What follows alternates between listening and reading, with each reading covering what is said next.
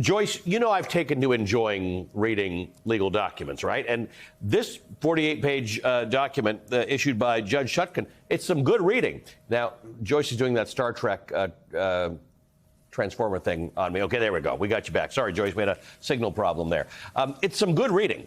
Not only is it pretty easy to read, but she is very specific about why she is taking this decision she's taking, almost with an eye to the fact that anything Judge Tanya Chutkan does, or Judge McAfee does, or Aileen Cannon does, is going to end up possibly before the Supreme Court. She's laying it all out. She's saying, this is the way the courts look at it. This is the way the Supreme Court will look at it. This is what our law says. It's all pretty clear. Yeah, I think that's right. This is a very clear opinion written with an eye to the appeal, because unlike many issues that have to wait until a trial for an appeal, defendants are entitled to appeal these sorts of immunity issues before a trial takes place. So this one will be off to the races pretty quickly. But Judge Chutkan writes forcefully, and the argument is essentially this: that former presidents are not above the law. She justifies that in the context of history, tradition, and case law. But that's it. Donald Trump isn't above the law. Americans are entitled to see anyone held accountable for criminality, including a former president. Congressman, I want to ask you, good to see you again, by the way, twice this week. I want to ask you about the other part, the civil suit. Donald Trump's tried a lot of things today in court, and they were all expected things.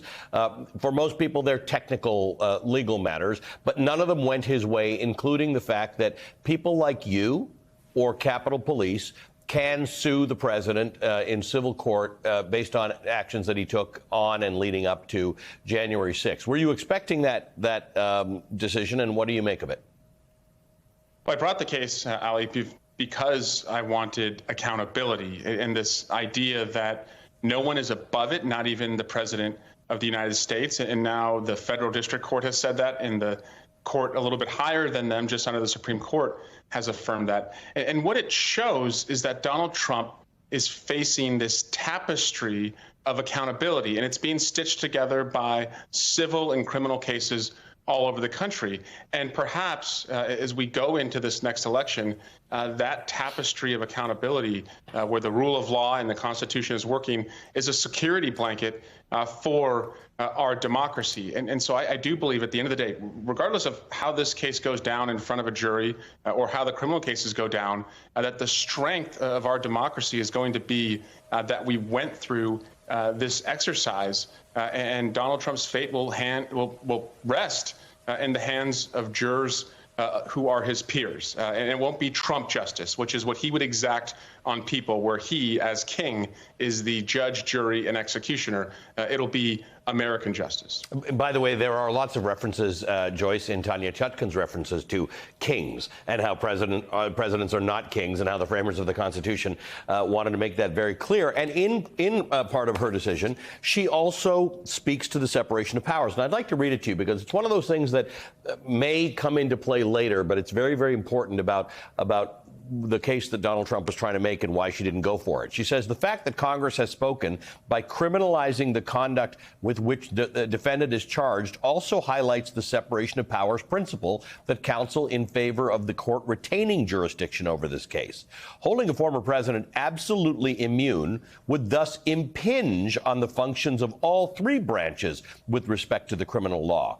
Congress's province to make it, the executive's prerogative to enforce it, and the judiciary's charge to apply it. What is the point she's making there?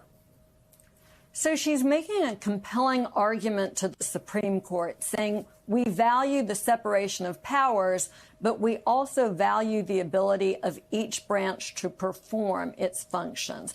And so she's telling the Supreme Court, if you reverse my decision, you will impair essential functions of government. She's been reading the Supreme Court's opinions for the last term in particular, when they've been focused on the Founding Fathers' intent, on history and tradition. She says, here's American history and tradition for you, Supreme Court.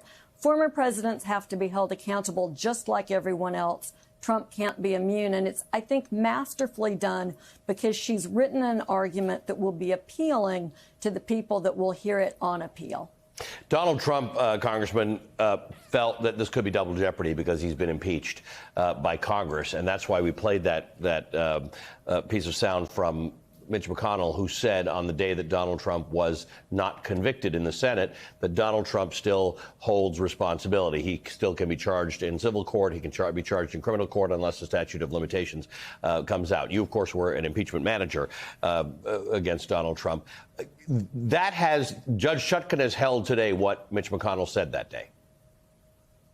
She has. That doesn't let Mitch McConnell off the hook, by the way, because he could have led the effort to convict Donald Trump. We proved that case. Many Republicans joined us, and Donald Trump would not be able to run for president today or ever hold federal office if they had, connected the dots and had the courage to do that. That aside, what our case also shows, and what McConnell was referring to, is we will be able to as we do depositions and discovery, getting evidence from Donald Trump, we will learn more about what happened leading up to January 6th and on January 6th, what Donald Trump did and didn't do that caused January 6th. And by the way, all of these individuals who refuse to testify to Congress, including what Donald Trump refused to provide, will no longer be able to refuse. They won't have the privileges that they used to not come to Congress because this is a private civil case. And so they will be compelled to come forward. So we're going to learn a heck of a lot more about what happened leading up to January 6th.